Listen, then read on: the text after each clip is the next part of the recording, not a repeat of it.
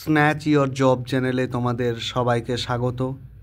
তোমাদের যে ক্লার্কশিপের পরীক্ষা সামনে, তার আজকে দ্বিতীয় নম্বর মক টেস্ট নিয়ে চলে এসেছি। শুধুমাত্র জিকের মক টেস্টগুলো তোমরা ভালোভাবে দেখবে এবং এই শুধুমাত্র এই 40টা প্রশ্নই নয়, এই 40টা প্রশ্ন থেকে কি কি ক্রস কোয়েশ্চেন হতে পারে সেগুলো ইম্পর্ট্যান্ট সেগুলো অবশ্যই আমি এখানে তোমাদের সাথে শেয়ার করব এবং সবাই মিলে এই মক টেস্ট পেপারটি সমাধান করব। যারা আগের ভিডিওতে হয়তো যারা দেখেছো তারা নিশ্চয়ই জানো কতটা একটা জিকের ভিডিও হেল্পফুল হতে পারে।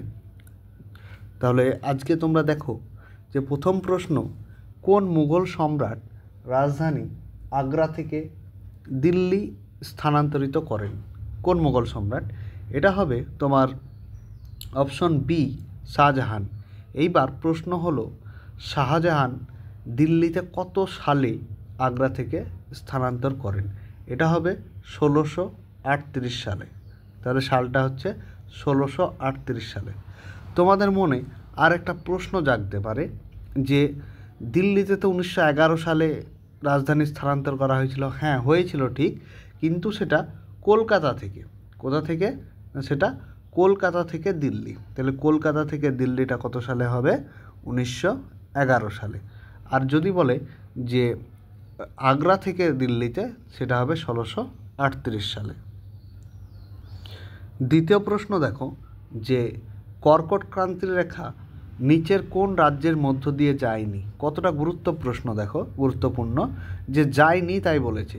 তাহলে আমরা জানি যে কর্কট ক্রান্তি রেখা বা ট্রপিক অফ ক্যান্সার কটা রাজ্যের মধ্য দিয়ে গেছে ভারতবর্ষে? মোট 8টি রাজ্যের মধ্য দিয়ে গেছে। কটি? 8টি। যদি বলো কি কি, প্রথমে হবে ছত্তিশগড়, তারপরে হবে ত্রিপুরা, তারপরে রাজস্থান, তারপর ঝাড়খণ্ড, তারপর গুজরাট, তারপর পশ্চিমবঙ্গ, তারপর মধ্যপ্রদেশ এবং শেষ হচ্ছে মিজোরাম। তাহলে এই যে 8টি রাজ্যের মধ্য দিয়ে গেছে, তাহলে এখানে তোমাকে সেটা বলেনি, কি বলেছে? কোনটার মধ্য দিয়ে যায়নি। তাহলে যায়নি যেটার মধ্য দিয়ে, সেটা হচ্ছে একমাত্র 4টের মধ্যে অপশন কি দেখতে পাচ্ছ না? Option C, Orissa. 3 নম্বর প্রশ্ন দেখো, ইসরো দ্বারা লঞ্চ করা 200তম রকেটের নাম কি? সেটা এখানে তোমার উত্তর হয়ে যাবে অপশন ডি, রোহিণী 200। তাহলে ইসরো থেকে আরও কি প্রশ্ন হতে পারে? ইসরো কত সালে প্রতিষ্ঠা হয়েছিল? তাহলে ইসরো প্রতিষ্ঠা হয়েছিল তোমার 1969 সালে 15ই আগস্ট। 1969 সালে 15ই আগস্ট। আর একটা কি প্রশ্ন হতে পারে যে এর চেয়ারম্যান কে আছে ইসরোর? তাহলে ইসরোর চেয়ারম্যান কে আছে? ইসরোর চেয়ারম্যানের যদি নাম করি, সে হবে শ্রীধর সোমনাথ, বা এস সোমনাথ বলা হয় যাকে, এস সোমনাথ। ঠিক আছে, এস সোমনাথ। এরবার আমি যদি বলি এইখানে আরেকটা প্রশ্ন হতে পারে, কি সেটা? যে আমাদের আরেকটা প্রশ্ন হতে পারে এর হেডকোয়ার্টার কোথায়? তাহলে ইসরোর হেডকোয়ার্টার হচ্ছে, HQ হচ্ছে তোমার বেঙ্গালুরুতে। ঠিক আছে, HQ হচ্ছে বেঙ্গালুরুতে। তোমরা এটা খেয়াল রাখবে। ঠিক আছে, পরের প্রশ্নে চলো। 3 নম্বর প্রশ্ন যে কি বলেছে, 3 নম্বর তো হলো, 4 নম্বর, নিম্নলিখিত কোন রাজ্যের মধ্যে দিয়ে ভারতীয় প্রমাণ সময় গেছে? এর আগের ভিডিওতে প্রশ্নটি আলোচনা করা হয়েছে যে আমাদের ইন্ডিয়ান স্ট্যান্ডার্ড টাইম বা ভারতীয় প্রমাণ সময় ভারতের 5টি রাজ্যের মধ্য দিয়ে গেছে। কটি রাজ্যের মধ্য দিয়ে? 5টি। ঠিক আছে, কি কি গেছে না? একটা হচ্ছে যে উত্তরপ্রদেশ, অন্ধ্রপ্রদেশ, মধ্যপ্রদেশ, ছত্তিশগড় ও উড়িষ্যা। তাহলে এখানে আমরা উত্তর কোনটি হবে? উত্তর হবে, এখানে বলেছে যেহেতু কোনটা দিয়ে গেছে, তাহলে অবশ্যই ডি, অন্ধ্রপ্রদেশের মধ্য দিয়ে গেছে। পরবর্তী প্রশ্ন দেখো যে 5-এর, কোন রাজধানী শহরটি কর্কট ক্রান্তি রেখার সব থেকে কাছে অবস্থিত? তাহলে কর্কট ক্রান্তি রেখার কাছে সব থেকে যেটা অবস্থিত সেটা হচ্ছে অবশ্যই ঝাড়খণ্ডের রাঁচি। তোমরা ম্যাপটা দেখবে, ম্যাপটা দেখলে স্পষ্ট হয়ে যাবে। 6-এরটা দেখো যে 2023 সালে প্রজাতন্ত্র দিবসে প্রধান অতিথি হিসাবে আগত আব্দুল ফাতে আল সিসি কোন দেশের রাষ্ট্রপতি? এটা অবশ্যই ইজিপ্ট বা মিশরের। 7 নম্বর, সুপ্রিম কোর্টের মূল এলাকাগত ক্ষমতা কত নম্বর ধারায় লিপিবদ্ধ করা হয়েছে? সেটা হবে অপশন এ 131 নম্বর ধারায়। 8 নম্বর, পণ্ডিত রবিশঙ্কর কোন ক্ষেত্রে সম্পর্কিত? এটা কম বেশি সবারই জানা যে সেতার একটা খুব বিখ্যাত লোক। 9 নম্বর, লোকসভার স্পিকারকে পদচ্যুত করতে হলে কতদিন আগে নোটিশ দিয়ে জানাতে হবে? এখানে অবশ্যই তাকে কতদিন আগে জানাতে হবে বলো তো? এখানে অপশন বি 14 দিন আগে জানাতে হবে। এখানে আরেকটা প্রশ্ন আছে, এই যে স্পিকার এ কত নম্বর ধারা বলে, মানে কত নম্বর ধারাতে সেই স্পিকারের পদটা আছে? সেটা হবে, ওখানে দেখো লেখাই আছে 93 নম্বর ধারায়। এটা তোমরা খেয়াল রাখবে, ঠিক আছে। পরবর্তী প্রশ্ন দেখো, দাবা খেলার জন্ম হয় কোন দেশে? দাবা খেলার জন্ম হয় অবশ্যই এটা আমাদের ভারতে, অপশন বি। 11 নম্বর, বিড়লা তারামণ্ডল কোথায় অবস্থিত? এটা অবশ্যই অপশন সি কলকাতাতে। পরে দেখো, কোনটি নির্দিষ্ট গলনাঙ্ক আছে? তাহলে গলনাঙ্ক নির্দিষ্ট কোনটির আছে? এটা হবে অপশন বি বালির। দেখো তোমরা হয়তো অনেকেই ঘাবড়ে যাবে, কিন্তু অবশ্যই নির্দিষ্ট গলনাঙ্ক বালিরই আছে। এবার যদি বলে যে সবচাইতে বেশি গলনাঙ্ক কার, তাহলে এটা কিন্তু হবে টাংস্টোন, ঠিক আছে, টাংস্টোন। এবার টাংস্টোন কোথায় ব্যবহার করা হয় বলো তো? টাংস্টোন বাল্বে ব্যবহার করা হয়, বাল্ব। কেন?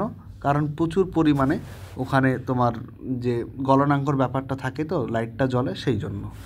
পরবর্তী প্রশ্ন দেখো, ইম্পেরিয়াল ব্যাংক অফ ইন্ডিয়া কবে স্থাপিত হয়? এইখানে একটা প্রশ্ন, অনেকগুলি প্রশ্ন হবে, তোমরা দেখো যে প্রশ্নটি হচ্ছে যে ইম্পেরিয়াল ব্যাংক তো প্রতিষ্ঠা হয় আমার 2000 বলছে 1925 আছে, 43 আছে, 1921 আছে এবং 1955 আছে, কিন্তু এখানে উত্তর হবে 1921 সাল, অপশন সি।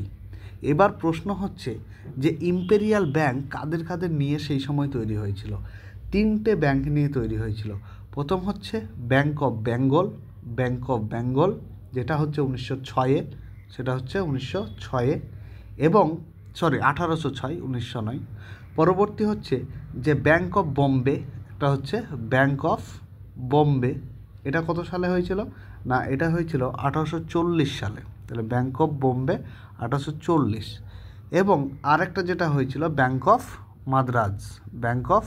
মাদ্রাজ কত সালে? না, এটা হবে 1843 সালে। এই 3টি ব্যাংক নিয়ে আমার তৈরি হয়েছিল ইম্পেরিয়াল ব্যাংক অফ ইন্ডিয়া। কিন্তু এখানে এটা তো গেল, পরবর্তীতে imperial bank of India SBI বা স্টেট ব্যাংক অফ ইন্ডিয়া সালে নামে পরিচিত হয়েছিল। কত সালে? সেটা হবে 1955 সালে। তাহলে 1955 সালে এই যে ইম্পেরিয়াল ব্যাংক অফ ইন্ডিয়াটা তৈরি হয়েছিল স্টেট ব্যাংক অফ ইন্ডিয়া নামে।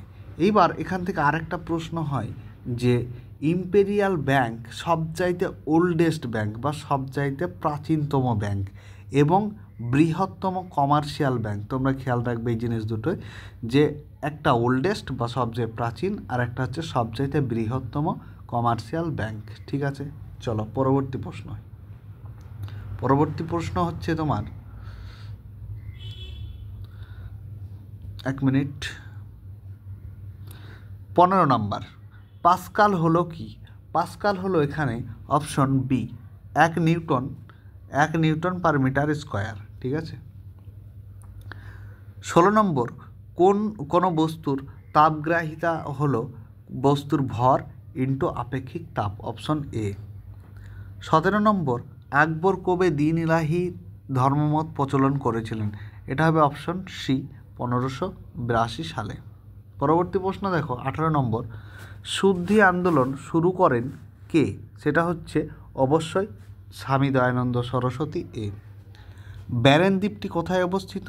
দেখো আমরা জানি যে আন্দামান নিকোবর পড়ে এসেছি ব্যারেন দ্বীপ, কিন্তু এখানে দেখো নিকোবর আলাদা এবং আন্দামান আলাদা, তা সেই হিসাবে অবশ্যই এটা আন্দামানেই অবস্থিত, ঠিক আছে।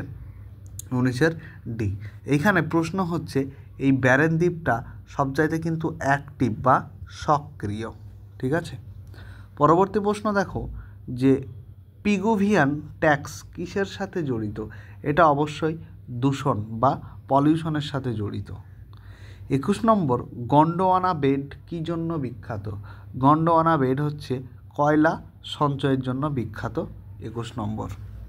22 দেখো ভারতের সংবিধান প্রণয়ন কার্যকর এবং গ্রহণের কৃতিত্বের যে উৎস সেটা কোথা থেকে? এটা হবে অপশন বি, আমাদের ভারতের জনগণ। 23 নম্বর, ইউনিট ট্রাস্ট অফ ইন্ডিয়া কবে স্থাপিত হয়? এটা হবে তোমার অপশন এ, 1963 সালে।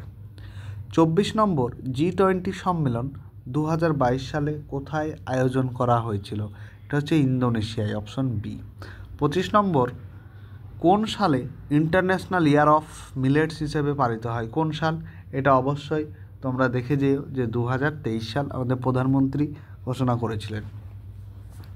এর পরবর্তী প্রশ্ন 26 নম্বর, দেখো যে একটি দেশের জনগণ জীবন ধারণের মান নির্ধারিত হয়, একটি দেশের জনগণের জীবন ধারণের মান নির্ধারিত হয় কার দ্বারা? এটা হবে অপশন সি, পার মাথাপিছু, ঠিক আছে, পার হেড, প্রকৃত মাথাপিছু আয়। এরপর দেখো অলিভার টুইস্ট চরিত্রটি কে সৃষ্টি করেন? অলিভার টুইস্ট চরিত্রটি সৃষ্টি করেন তোমার Jonathan Swift, J K. Rowling, Charles Dickens এবং ড্যানিয়েল ডিফো। তাহলে অপশন অবশ্যই সি, চার্লস ডিকেন্স। 28 নম্বর, ভারতের কোন রাজ্যে পোলো খেলার উদ্ভব হয়েছিল? পোলো খেলার যতদূর জানি সেটা হচ্ছে অপশন বি, মণিপুর। 29 নম্বর, দেখো নাবার্ড কত সালে স্থাপিত হয়? নাবার্ড স্থাপিত হয় সবাই জানো যে 1982 সালে, option A. 30 number, Oxford word of the year 2023 হিসেবে ঘোষিত হয়েছে কোনটি? এখানে হোমার, সেলফ ডিসিপ্লিন, রিজ এবং কোভ্যাক্স। এখানে অপশন হবে সি, রিজ। 31 নম্বর, সম্প্রতি শ্রী সোমনাথ ট্রাস্টের চেয়ারম্যান পদে নিযুক্ত হলেন কে? এটা আমরা শুনেছিলাম যে নরেন্দ্র মোদী, আমাদের ভারতের প্রধানমন্ত্রী। 32 নম্বর, কলকাতার রাজভবনের থ্রোন রুমের নামকরণ করা হলো কোন স্বাধীনতা সংগ্রামের নাম অনুসারে? এটা লালা লাজপত রায়, বল্লভভাই প্যাটেল, অরবিন্দ ঘোষ না সুভাষচন্দ্র? Option B, Sardar Vallabhbhai Patel. কাজাকিস্তানের রাজধানীর নাম কি? কাজাকিস্তানের রাজধানীর নাম হচ্ছে আস্তানা, অপশন সি। 34 নম্বর, দেখো আন্টার্কটিকায় অবস্থিত ভারতের তৃতীয় গবেষণা কেন্দ্র কোনটি? তৃতীয় গবেষণা কেন্দ্র হচ্ছে তোমার এখানে অপশন ডি, ভারতী। কত সালে? না ভারতী হয়েছিল 2015 সালে। তাহলে এটা তো 3 নম্বর, আগের দুটি কি কি? ফার্স্ট হচ্ছে তোমার যে ফার্স্ট হচ্ছে তোমার সেটা হবে দক্ষিণ গঙ্গোত্রী, তাহলে দক্ষিণ গঙ্গোত্রীটা হচ্ছে ফার্স্ট। কত সাল? সালটা হচ্ছে 1983 সাল, তাহলে 1983 সালে।